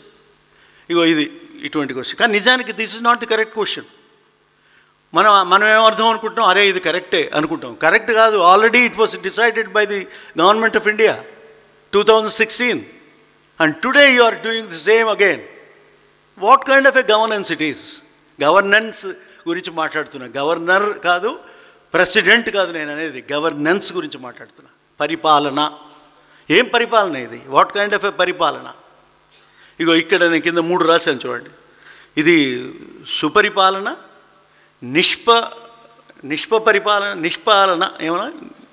నిష్పరిపాలన లేదా దుష్టమైన పరిపాలన. ఏమిటి పరిపాలన? రూల్ ఆఫ్ లా మర్చిపోండి. రూల్ ఆఫ్ లా కాదు, కనీసం రూల్ ఆఫ్ లా అడగటం లేదు నేను, రూలింగ్ అడుగుతున్నాను. రూలింగే లేదే. What kind of a country we are living in, what kind of a work we are doing, and what kind of a governance that is coming up. కేవలం ఎన్నికలు చేయడం, ఎన్నికల్లో అది ఫండ్ తయారు చేసుకోవడం, ఎన్నికల ఫండ్తో సంపాదించడం, మళ్ళీ డబ్బులు ఖర్చు చేయడం, గెలవకపోతే కూడగొట్టడం, నీ ప్రభుత్వాన్ని కూలగొట్టడం, తర్వాత ఇంకో ప్రభుత్వంలో నేను గెలిచేంత వరకు నేను ప్రయత్నం చేయడం, మళ్ళీ ఖచ్చితంగా గెలుస్తాను, మళ్ళీ గెలుస్తాను. ఇది ఎక్కడుందండి? ఎక్కడి న్యాయం ఇది? ఎక్కడి చట్టం ఇది? ఎక్కడి రాజ్యాంగం? ఎక్కడి ఫెడరలిజం? వాడు నానా తంటాలు పడి గెలుచుకున్న తర్వాత వాడికున్న పవర్ ఏమిటండి? అక్కడ ఏం పవర్ లేదు. ఒక బిల్లు కూడా తెచ్చుకోలేడు తమిళనాడు. ఒక్క చట్టం తెచ్చుకోలేని పరిస్థితిలో అతని పరిపాలన ఎట్లా చేస్తాడండి? మరి రాజ్యాంగం చెప్పింది ఇదా? మీరు చేస్తున్న పని ఇదా? ఇవన్నీ మనం దీంట్లో రాసుకున్నాం, మీరు కూడా చదువుకున్నారు. 201 ఇంతకుముందు డిస్కస్ చేశాను. సో ఈయన పాపం పార్థివారా అని ఆయన జస్టిస్ గారు ఆయన చెప్తాను, 3 పాయింట్స్ ఉన్నాయి నీకు, ఆ 3 పాయింట్స్ ఏదో ఒకటి తీసుకుంటారు బాబు అని చెప్తున్నాడు. వినేవాడు ఎవడు అక్కడ? ఇది కొత్త మార్పులు చేస్తే మళ్ళీ నువ్వు పంపించుకోవచ్చు. సరే అవన్నీ ఉన్నాయి, అందులో వివరంగా రాసుకున్నాం. ఇంతింతలా బుక్ ఉంది మనకి, గ్రంథాలయం. ఏ గ్రంథాలయం? రాజ్యాంగ గ్రంథాలయం. మరి ఏం మనం చేస్తున్నాం దీన్ని? ఈ మహానుభావుడు, ఈయన పేరేమిటి? ఈ మహానుభావుడు ఆయన మన గవర్నరు. అది మనకు గవర్నరు ఎవరవుతారండి? గవర్నర్ ఎట్లవుతారండి? గవర్నర్ ఎవరంటే హోమ్ మినిస్టర్ అపాయింట్ చేస్తాడు. హోమ్ మినిస్టర్ అపాయింట్ చేసేవాడు గవర్నరు, లేదా హోమ్ మినిస్టరు ప్రైమ్ మినిస్టర్తో మాట్లాడిన తర్వాత మన ప్రెసిడెంట్ గారు సంతకం చేస్తారు, అది గవర్నర్ అవుతారు. ఇప్పుడు నాకు కూడా అప్పుడు ఒక ప్రెసిడెంట్ ఇచ్చారు నాకు అపాయింట్మెంట్. నేను సెంట్రల్ ఇన్ఫర్మేషన్ కమిషనర్. పెద్ద గౌరవం అప్పుడు మనకి. ఇప్పుడు అదంతా మార్చేశారు, చట్టం మారిపోయింది. కానీ అప్పటి సంగతి చెప్తున్నాను నేను. అయితే అప్పుడు ఎందుకు నాకు హోదా, అటువంటి హోదా ఎందుకు రాశారంటే, నేను ఇష్టం వచ్చినట్టు కాకుండా అకార్డింగ్ టు ఆర్టీఐ నేను కనుక ఆర్డర్ చేస్తే, ఒకవేళ నేను తప్పు చేస్తే నన్ను ఇంపీచ్ చేయాలి, రిమూవ్ చేయాలి, చేసే అధికారం ఉంది ఆయనకి, ప్రెసిడెంట్ దగ్గర ఉంది, ఈ ప్రెసిడెంట్కి. కానీ దానికి ఒక చర్చను చేయాల్సి ఉంటుంది, చర్చ ఉండాలి, ఆర్గ్యుమెంట్ ఉండాలి, అన్ని తర్వాత తీసేయాలి వాడిని, అది ఉంది. కానీ నేను ఒక జడ్జిమెంట్ ఇచ్చినందుకు, ఒక చిన్న ఇన్ఫర్మేషన్ ఇవ్వమని నేను అడిగినప్పుడు నా మీదనే ఉద్యోగం పోసే, నా ఉద్యోగానికే అసలు పెట్టే పరిస్థితి ఉంటే, ఇక మరి గవర్నర్కి ఏమైనా పవర్, ఇంతకన్నా గొప్ప పవర్ ఇవ్వడం కరెక్టా అనే క్వశ్చన్ వస్తుంది. మరి పోనీ గవర్నర్ వచ్చాడు, గవర్నర్ని అపాయింట్ చేశారు. ఈ గవర్నరు మీకు జ్ఞాపకం ఉందో లేదో, తెలంగాణలో ఇంతకుముందు ఆంధ్రప్రదేశ్లో కలిసి ఒక గవర్నర్ ఉండేవాడు. ఆ గవర్నర్ 17 సంవత్సరాలు, ఎంత 7 ఇయర్స్ 6 ఇయర్స్ తెలియదు, అన్ని సంవత్సరాలు ఆయన గవర్నర్గా ఉన్నాడు. పేర్లు అక్కర్లేదు, మీకు తెలుసు, మీరు ఊహించుకోగలుగుతారు. ఆ గవర్నర్ని ఇవాళ సాయంత్రం రిమూవ్ చేసి ఎక్కడికి పోవాలో తెలియని పరిస్థితిలో ఉన్నాడు ఆయన. మంచివాడా చెడ్డవాడా వేరే విషయం, కానీ అంటే ఒక గవర్నర్ని తొలగించే అధికారము ఎంత పూర్తి అద్భుతమైన అధికారం, అతిపెద్ద అధికారం ఎవరి దగ్గర ఉంది? ప్రెసిడెంట్ పేరులో ఉంది. ప్రెసిడెంట్ ఎవరి ద్వారా చేస్తాడు? హోమ్ మినిస్టర్ ద్వారా ప్రైమ్ మినిస్టర్ చేస్తారు. ఇటువంటి అధికారం, ఇంత గొప్ప అధికారం ఒక చిన్న 2-3 చేతిలో, ఒక వ్యక్తుల చేతిలో పెడితే ఆయన బిల్లు తీసుకోడు, బిల్లు మీద సంతకం చేయడు, బిల్లు ఏం చేస్తాడో చేయడు, ఎన్నాళ్ళు చేస్తాడో తెలియదు. 3 సంవత్సరాలు, 4 సంవత్సరాలు, 5 సంవత్సరాలు. ఇది దిస్ కైండ్ ఆఫ్ గవర్నెన్స్ ఉన్నప్పుడు ఇన్ని రాసుకున్నావు, 200, 201 ఏం జరిగి ఎక్కడ పనిచేస్తుంది? 201 ఎక్కడ పనిచేస్తుంది? ఇది మన దీని గురించి వివరణ చేసుకుంటున్నాం, రాసుకుంటున్నాం. నేను కూడా రాస్తా వ్యాసాలు. నాకైతే ఇష్టం కూడా కాదు ఒక్కోసారి వ్యాసం రాస్తుంటే, అరే ఏం లాభం, ఇది అన్ని అబద్ధాలు చేస్తున్నాం మనము, పనులు చేస్తున్నాం మనము అనిపిస్తుంది. సరే, ఇదొకటి. ఇటువంటి కానీ క్వశ్చన్స్, ఈ క్వశ్చన్స్ తర్వాత to be removed but cannot, అంటే నిజానికి ఇన్ని నిర్ణయాలు జరిగిన తర్వాత, ఇన్ని జడ్జిమెంట్స్ వచ్చిన తర్వాత ఇట్లా నువ్వు ఏ నిర్ణయం చేయకుండా ఉండకడం కరెక్ట్ కాదు ఇది అని చెప్పాలి. కనీసం గవర్నర్ వాడిని రిమూవ్ చేయాలి. సుప్రీంకోర్టు రిమూవ్ చేయాలంటే నిజానికి సుప్రీంకోర్టుకి అధికారం లేదు కనుక చేయకూడదు. కానీ మనకి ఇదివరకు మన 45-50 సంవత్సరాలు మన సుందరయ్య లాంటి మహానుభావులు ఉన్న రోజుల్లో మనం ఏదైనా ఇటువంటి జడ్జిమెంట్, తప్పుడు జడ్జిమెంట్ బయటకు వచ్చేస్తే, అంటే ఈ వ్యక్తికి అన్యాయం, ఇది అనర్హుడు అని వస్తే అతను రిజైన్ చేసిపోయేవాడు. ఇప్పుడు రిజైన్ చేసే వాడే లేడు ఇక్కడ. దేనికి రిజైన్ చేయాల్సిన అవసరమే లేదు, కంటిన్యూ అవుతూనే ఉంటాడు, ఏ పవర్లోనే ఉంటాడు. ఇన్ని తప్పులు చేసిన తర్వాత కూడా ఆయన గవర్నర్గా కంటిన్యూ అవుతాడు. వేరే ఒకవేళ if you belong to another government you may బీజేపీకి అయితే నువ్వు కంటిన్యూ అవుతావు, లేకపోతే తీసేస్తాను అనే చట్టం ఉంటే, అనే వివరణ అక్కడ ఉంటే, ఇదే రకమైన పరిపాలన ఉంటే, what is that we can talk about? ఇటువంటిది మనం క్వశ్చన్ చేసి దాన్ని మార్చుకుంటే తప్ప ఇది చాలా సమస్యలు తీసుకొస్తూనే ఉంటుంటుంది.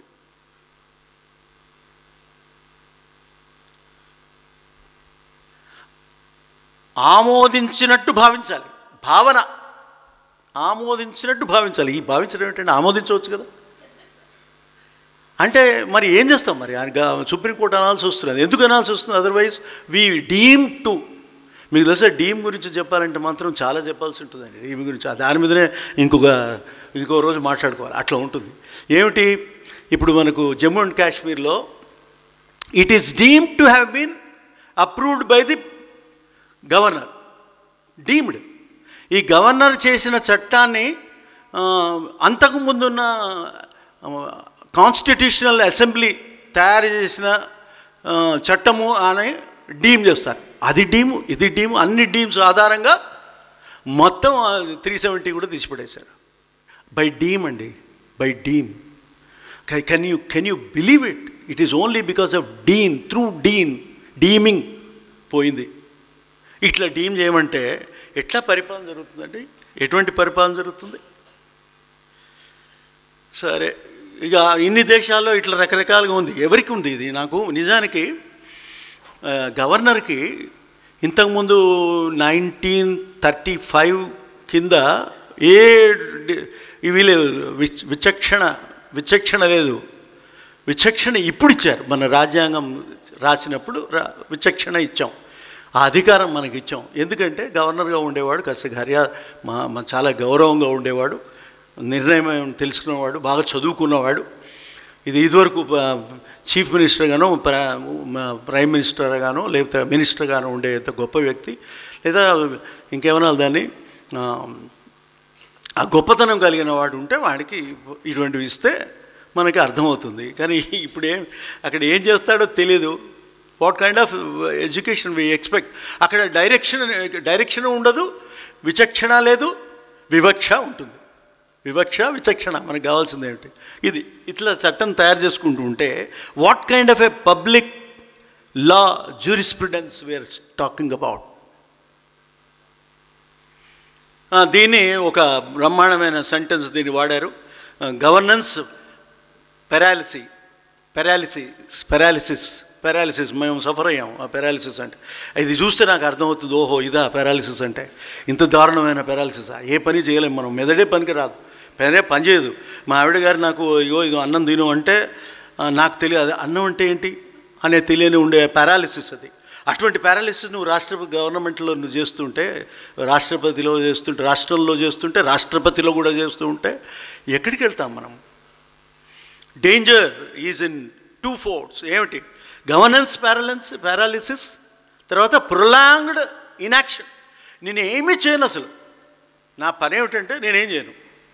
ఇంత గొప్ప పని నేనైతే ఎక్కడ ఊహించలేను. నేనేమి చేయనండి, అదే నా పని. నేను గవర్నర్గా అట్లే ఉంటాను.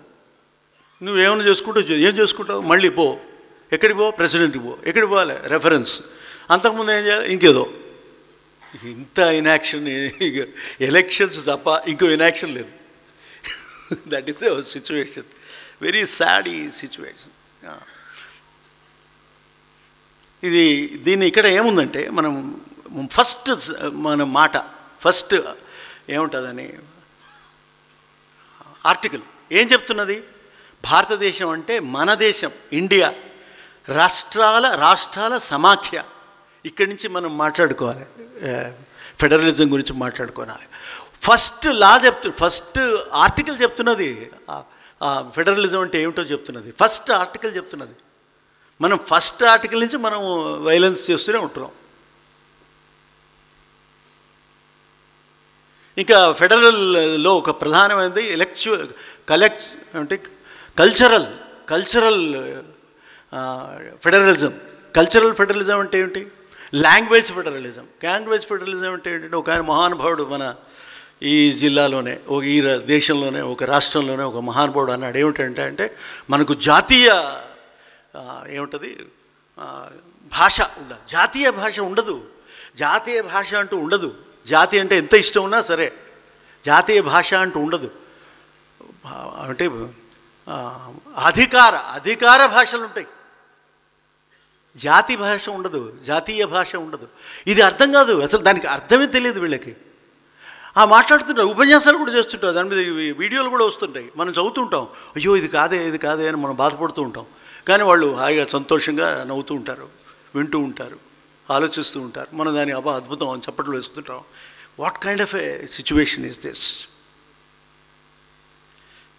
దాని గురించి ఇక ఇది మన యుద్ధం ఎట్లా ముగిసింది అని చెప్పడానికి ఈ లాకి there is a definition for the war. ఇది వార్ అంటే, ఈ వార్ ఎందుకు మనకు? ఇక ఇది ఆయన దీని మీద ఒక వ్యాఖ్య, ఏం వ్యాఖ్య అంటే కాల్పుల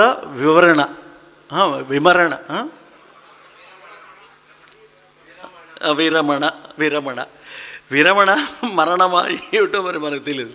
ఆ విరమణ అనేది అది మళ్ళీ పోతుంది నాకు. That is my problem. అయితే అది కాదట, కాల్పులు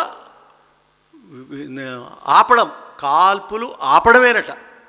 దానికి వేరే పేరు ఉంది, మళ్ళీ ఇక్కడున్న పేరు వేరు, ఆ పేరు వేరు. అంటే మనము ఈ ఇంటర్నేషనల్ లాలో కొత్త పదాలను తీసుకొచ్చి, అసలు అర్థం కాని పదాలను తీసుకొచ్చి దాన్ని తీసుకొని వస్తుంటే మనం సంధియ ఇది, లేకపోతే ఇదేమిటి దాన్ని ఏమనాలి, కాల్పుల నివారణ, కాల్పుల ఆపడమా, అప్పుడప్పుడు కాల్పులు చేయడమా, ఇటువంటి పదాలు, ఇటువంటి వ్యక్తులు వస్తుంటే what is international law now before you? ఆయన వచ్చి డిసైడ్ చేస్తాడు, ఆయన ఎవరో వచ్చి డిసైడ్ చేస్తాడు, అక్కడి నుంచి టెలిఫోన్లో డిసైడ్ చేస్తాడు జడ్జిమెంట్. అదేమిటి యుద్ధం జరగదా అనేది ఆయన ఫోన్లో చేస్తాడు నీకు. అందాక నీకు అర్థం కాదు, నీకే అర్థం కాదు. What a wonderful situation is this. సరే, ఇక మరి వీళ్ళు పాపం 250 మంది చంపేశారు. వాళ్ళు టెర్రరిస్ట్ బాధితులు కాదా? ఎవరు ఆలోచించదు దాని గురించి. ఆ మనుషులు, ఆ ప్రాణాలకి సంబంధమే లేదు, ఆ ప్రాణాల గురించి మనం లెక్కే లేదు. ఎవడైనా పోకపోని. ఇక శాంతి, ఏ విధంగా శాంతి మనం సంపాదించాం అని ఒక ఆర్టికల్ రాశాను నేను. ఏదో మనకు చేత కలిగింది ఇదే ఇప్పుడు ప్రస్తుతం. ఇక ఫ్రంట్ అంటే ట్రంప్ అంటే పేరు ట్రంప్, ఆ పదం కూడా నాకు దొరకదు, అటు మహానుభావుడు ఆయన. ఇక రాజ్యాంగం చదువుకుంటేనే ఉద్యోగం ఇస్తానని ఒక ఆయన అన్నాడు, ఒక సుప్రీంకోర్టు మహానుభావుడు అన్నాడు. మనం అంతా రాజ్యాంగం చదువుకోలేదా? మనకన్నా బాగా చదువుతారు ఈ రాజ్యాంగాన్ని ఎవరు? ఇప్పుడు ప్రభుత్వాలు మొత్తం చదువుతారు, వాళ్ళు చాలా గొప్పగా చదువుతారు, నాకన్నా గొప్పగా వాళ్ళు చదువుతారు. కానీ అమలు చేయకుండా ఉండడానికి ఉన్న దాని గొప్పతనం తెలుసుకున్నారు వాళ్ళు, ఆ టెక్నిక్ తెలుసుకున్నది వాళ్ళకి. ఆ టెక్నిక్ ఉన్నప్పుడు ఈ జడ్జిమెంట్ల వల్ల ఏం ప్రయోజనం? ఇదే కొంచెం మరొక చోట వివరణగా ఇచ్చారు అనేది. ఇదే అండి ఇక్కడ చెప్పాల్సి తెలుసుకున్నది ఏంటంటే, మనము గవర్నర్ కానీ ప్రెసిడెంట్ కానీ వాళ్ళు మాట్లాడిన మాటలు, ఆయన ఓత్ టేకింగ్లో ఏముంటుందో తెలిసిన ఈ మాటలు ఉంటాయి. Preserve, protect and defend the constitution. ఇది అన్ని చోట్ల ఉండదు ఈ మాట. ఎమ్మెల్యేలు ఉన్నప్పుడు ఇది ఉండదు, ఈ పదం ఉండదు. ఇంకొక సందర్భాల్లో ఉండదు. ఈవెన్ ప్రెసిడెంట్, ప్రైమ్ మినిస్టర్ కూడా ఇది ఉండదు, ఆ పదం ఉండదు. ఒక ప్రెసిడెంట్కి, గవర్నర్స్కి మాత్రమే ఈ పదం ఉంది. Preserve, protect and defend. ఇన్ని రకాలుగా చెప్పి కూడా నువ్వు రక్షించుకోవాలి, ఈ రాజ్యాంగాన్ని రక్షించుకోవాలని చెప్తున్నావు, రాస్తున్నావు. వీడు కనీసంగా చెప్తుంటాడు, అవును ఐ విల్ టేక్ ఓత్ అంటాడు. వాడు ఏం ఓత్ టేక్ చేశాడో వీడికి తెలియదు. దాని అర్థం కూడా రాదు, అనడం కూడా రాదు, చెప్పడం కూడా రాదు. అర్థం చేసుకోవడం మర్చిపోండి. ఇక దాని గురించి అనడమే రాదు, మర్చిపోవడం వచ్చే ప్రసక్తే లేదు. దాన్ని అమలు చేయడం అనేది ఇంకా మనం ఊహించలేము, అటువంటి దశ. దాని గురించి 2-3 రాశాను. I will uphold the constitution and the laws. ఇంతే ఉంటుంది అన్ని జడ్జిమెంట్స్లో, అన్ని ఓత్లో ఇవే ఉంటుంది, అంతే ఒక మాట ఉంటుంది.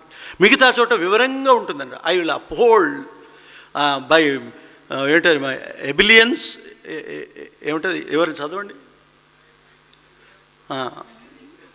Ability, preserve, protect and. ఎక్కడ అది ఎవరన్నా దాన్ని చదువుతున్నా అసలు అది ఉందని తెలిసినా, అది ఎక్కడుంది తెలిసినా కాన్స్టిట్యూషన్లో ఉంది.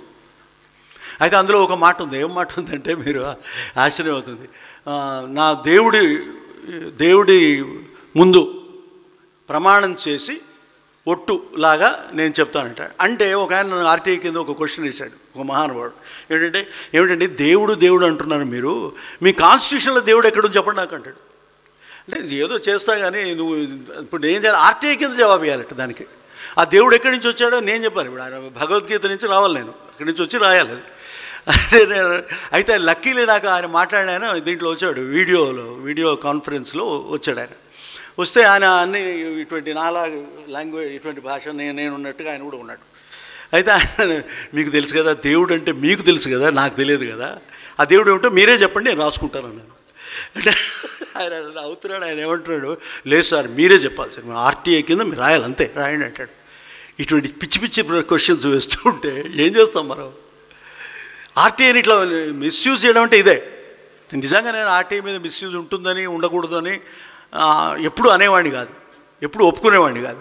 కానీ ఇవన్నీ ఇటువంటి మహానుభావులు వచ్చేసరికి మనకు ఓహో ఇటువంటి వాళ్ళు కూడా ఉంటారు అని అనుకోవాలి. సో ఇన్ని ఓత్ తీసుకున్న తర్వాత కూడా ఓత్ గురించిన అర్థమే లేదు. దేవుడి పైన మనం అదే దేవుడి పేరున నేను ఒట్టు చేస్తున్నాను, ఒట్టు పెడుతున్నాను అంటున్నావు కదా, మరి దేవుడు లేకపోతే అంటే అందుకోసమని కాన్షియన్స్, నా కాన్షియన్స్ కోసం అని ఉంది. నీ కాన్షియన్స్ అన్న ఉందా పోనీ ఎక్కడన్నా? దేవుడు ఎట్లా లేడు, కాన్షియన్స్ సంగతి ఏమిటి? దానికి ఆన్సర్ లేదు. కాన్షియన్స్ లేదు, దేవుడు లేడు. ఎక్కడ ఒప్పుకోను, నేను దేని ఒప్పుకోను, ఆరాధన చేయను, మత విశ్వాసం ఉండదు. ఈ కొట్టుకు చావడానికి మాత్రం రెడీగా అన్నా ఉన్నాం. ఇక వాడిని చంపడానికి వీడిని చంపడానికి వీడికి తింటాను. ఇప్పుడు అంటే కరాచీ అని హైదరాబాద్లో ఉంది.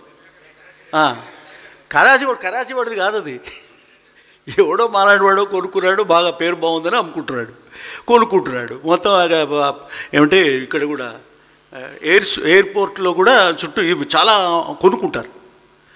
నాకు కూడా చాలా ఇష్టం అప్పుడప్పుడు. మనం అక్కడ పోయి కొట్టుకు చూస్తూ ఉంటే వాడి దేశం అక్కడ పోయి నువ్వు అటాక్ చేసేది ఏమిటండి?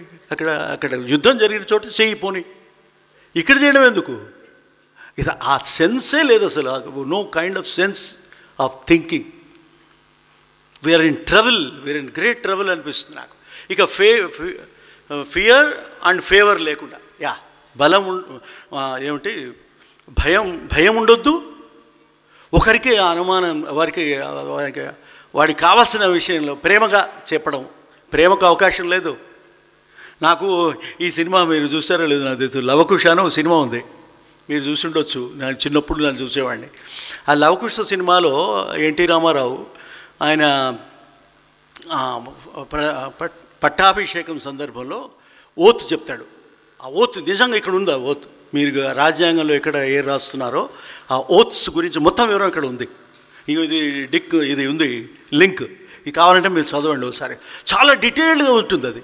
ఇట్లా చేయను, నేను అట్లా చేయను, నా భార్యనైనా సరే వదలడానికి నేను సిద్ధంగా ఉన్నాను, దేశం కోసం, నా రాజ్యాంగం కోసం, నా ప్రజల కోసం, రాజ్యం కోసం నేను భార్యనైనా వదిలేస్తాను అంటాడు. అదే పెద్ద స్టోరీ అనుకోండి, అది వేరే స్టోరీ. ఇప్పుడు మనం దేనికి ఎవరిని వదిలేస్తారో మనకు తెలియదు. This is the situation. మనం ఆపేద్దాం ఇప్పుడు, మరి ఎక్కువసేపు మాట్లాడినట్టుంది కదా. ఉందా? చూపించిపోని ఈ సినిమా చూసి చెప్పండి సార్, నిజంగా చెప్పండి. నాకైతే చాలా ఉంది మాట్లాడేది, కానీ నేను మాట్లాడదలుచుకోలేదు. ఇక చాలా మీకు సరిపోయింది కదా ఇన్ఫర్మేషన్.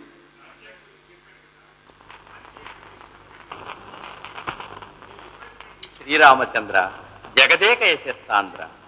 ఇది ఈ డైలాగ్ చూడండి.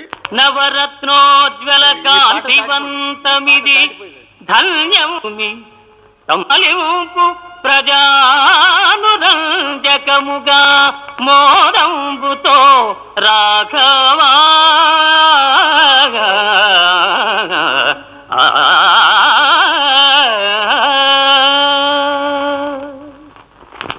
వశిష్ఠ మునీంద్ర, సభాస్థారులారా, పౌరులారా, ఈనాడు మీరందరూ నా శిరముపై నుంచిన భారాన్ని జ్ఞప్తి ఎందుంచుకుని ప్రజాశ్రేయస్సే నా శ్రేయస్సుగా, ప్రజాభిమతమే నా అభిమతముగా ఈ రాజ్యపాలన సాగించగలవాడనని ప్రమాణం చేస్తున్నాను. ప్రజల శ్రేయస్సు నుంచి ప్రేమ, అభిమానం, స్నేహం మొదలైన మనోవైకల్యాలన్నీ విడిచిపెట్టి పెరవారు అనే భేదం పాటించకుండా ధర్మ పరిపాలన చేయగలవాడనని మీ అందరి ఎదుట ప్రమాణం చేస్తున్నాను. ప్రమాణం నా కష్ట సుఖాలను కానీ ఇష్టాయిష్టాలను కానీ లెక్క చేయకుండా జనరంజకముగా ప్రజాపాలన చేయగలవాడనని మీ అందరి ఎదుట ప్రమాణం చేస్తున్నాను. శ్రీరామచంద్రమూర్తికి అయ్యో, ఎక్కడికో పోయినాం కదా మనం. చూస్తారా? సరే, these are the certain things. అయితే ఇక్కడ ఒక్క ఎగ్జాంపుల్ మీకు చెప్తాను. ఇక్కడ 12th June 1975లో ఇందిరాగాంధీ ప్రధానమంత్రిగా ఉన్నప్పుడు ఎమర్జెన్సీ వేశారని తెలుసు, ఎమర్జెన్సీ పెట్టారని తెలుసు కదా. ఆ ఎమర్జెన్సీలో అది ఎమర్జెన్సీ విధించడానికి ఫైల్ వచ్చింది ఆయన దగ్గరికి, రాష్ట్రపతి దగ్గరికి వచ్చింది. ఆ రాష్ట్రపతి గారికి అరే అవును కదా, మనం సీరియస్ ఏమో కదా కొంచెం అనుకున్నాడు. అయితే అర్ధరాత్రి వచ్చింది ఫైన్. అవును చాలా సీరియస్ ఇష్యూ కదా అంటే ఆయనకు ఒక సెక్రటరీ ఉంటాడు, ఆయన IAS ఆఫీసర్ ఒక సెక్రటరీగా ఉంటాడు. ఆ సెక్రటరీకి పిలిచారు కొంచెం మాట్లాడాలంటే, అది రాజ్యాంగంలో ఉందండి, ఇది రాజ్యాంగంలో మీరు ఉందా లేదా ఇటువంటి ఎమర్జెన్సీ ఇంపోజ్ చేయడానికి అవకాశం ఉందా లేదా అని అడుగుతా అంటే ఉంది అని అంటే మరి ఉండు నాకు చూపించండి అని ఆయన ప్రెసిడెంట్ అడుగుతున్నాడు. ప్రెసిడెంట్ అడిగితే ఏమడుగుతున్నాడు, ఏం వెతుకుతున్నాడు తెలిసిన, కాన్స్టిట్యూషన్ ఎక్కడుంది అని అడుగుతున్నాడు. విచిత్రం. కాన్స్టిట్యూషన్ వెతుకుతున్నాడు. ఒక 2 గంటలు వెతుకుతున్నారు వాళ్ళు కాన్స్టిట్యూషన్. ఏది మరి ప్రెసిడెంట్ అక్కడ రాష్ట్రపతి భవన్లో ఉంది. వెతుకుతున్నారు. రాజ్యాంగమే నీకు దొరకకపోతే ఈ రాజ్యాంగం ప్రకారం నడిచేది ఎప్పుడు, నువ్వు వినేది ఎప్పుడు? వెతికితే ఆయన పాటికి దొరికింది. అబ్బా అదృష్టం, ఆయన చాలా నా ఉద్యోగం సేఫ్ అనుకున్నారు, తీసుకొచ్చాడు. ఈలోగా ఆయన ప్రెసిడెంట్ ఏమన్నారు తెలిసిన, ఆడెవడో వచ్చి అట్లా లేదండి ప్రైమ్ మినిస్టర్ అడుగుతున్నాడు, తొందరగా ఉందని అడుగుతుంటే మీరు ఇంకా ఆలస్యం చేస్తారేమిటి, యాక్షన్ మీరు ఉండాలి, యాక్షన్ తొందరగా ఉండాలి, మనలాగా ఇప్పుడు మన గవర్నర్లాగా కాదు, తొందరగా పనిచేయాలి అని చెప్పి సంతకం చేసి పంపించేశాడు. ఈ మహానుభావుడు అప్పుడు వచ్చాడు. ఈ సంతకం చేసిన తర్వాత మహానుభావుడు వచ్చాడు అక్కడికి.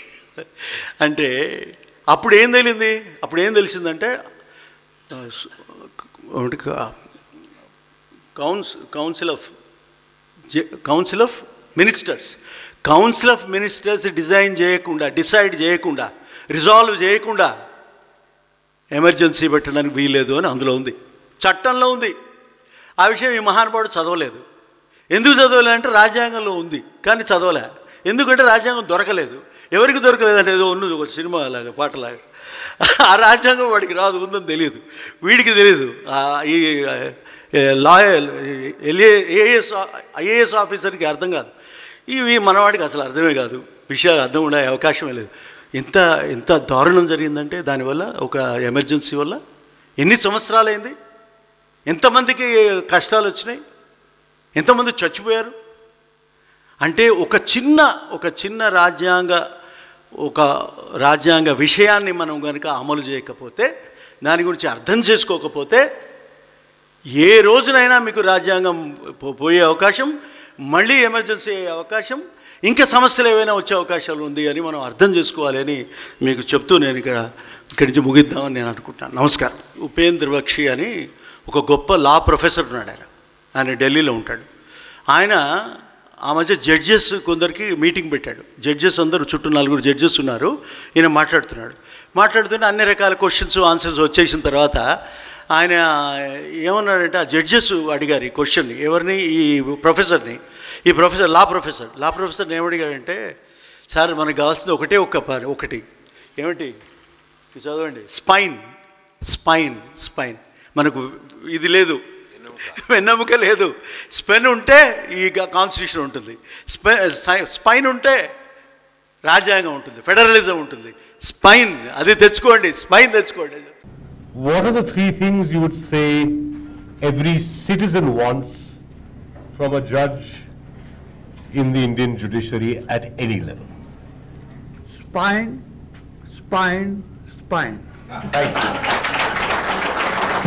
Thank you.